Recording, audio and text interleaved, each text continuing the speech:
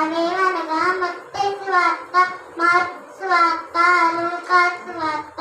యోహాను సువార్త,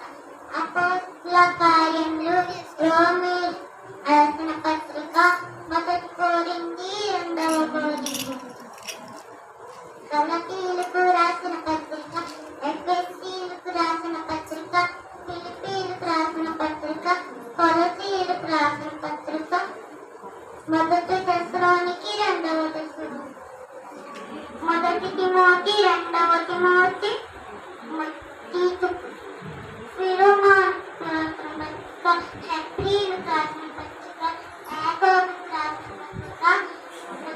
మొదటి పేతురు, రెండవ పేతురు, మొదటి యోహాను, రెండవ యోహాను.